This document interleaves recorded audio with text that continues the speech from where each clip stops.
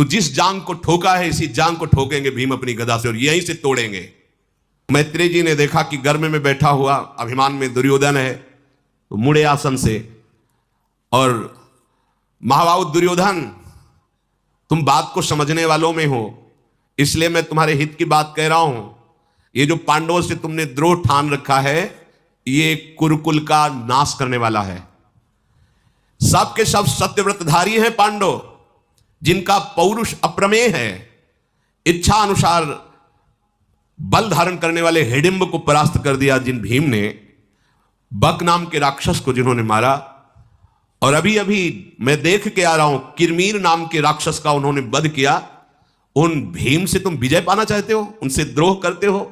अरे जरा और मृत्यु के पास में तुम बंधे हुए उन पर विजय कैसे प्राप्त कर सकते हो जो सत्य है और पौरुष वाले हैं? महापराक्रमी पांडवों के साथ तुम्हें मैत्री कर लेना चाहिए, मित्रता, शांति पूर्वक। तुम मेरी बात मानो, मेरी आज्ञा मानो, पांडवों से मित्रता करो। जब इतना कह ही रहे थे तो दुर्योधन ने मुस्कुराकर अपनी जांग में ताल दी। बड़ा भद्र व्यवहार है, संतों के सामने तो ऐसा करना ही नहीं चाहिए, पर बुरी दशा आने के पहले बुद्धि बदली जाती। मुस्कुराया और ताल जांग में दी, हाथ से ताल ठोकी और पैर पटकते हुए पृथ्वी में। मैत्रेय जी ने देखा उसकी चेष्टा।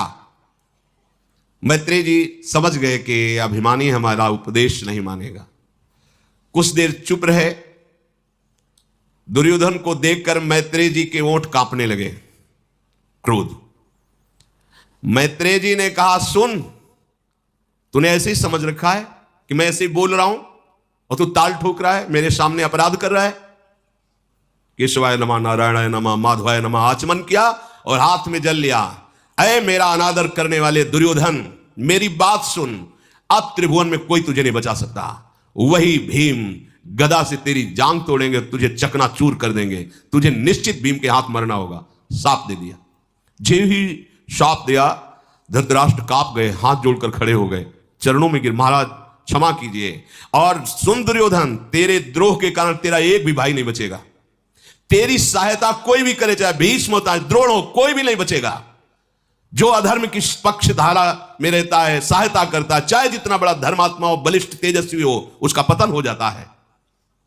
तो जिस जांग को ठोका है इसी जांग को ठोकेंगे भीम अपनी गदा से और यहीं से तोड़ेंगे। धृतराष्ट्र जी तो कांप गए, चरण पकड़ के कहा, महाराज ऐसा ना हो, आप अपने शाप को वापस ले लीजिए। जब बहुत प्रार्थना की तो कहा, एक ही बात में शाप हमारा वापस हो सकता है।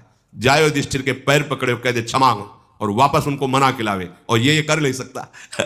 धृतराष्ट्र ने बहुत प्रार्थना की, तब मैत्रेय जी ने कहा, ये जाए और युधिष्ठिर के पैर पकड़े, उनसे क्षमा मांगे और पुनः पूरा राज्य वापस करे और सदैव मैत्री रखे, तो मेरा शाप लागू नहीं होगा।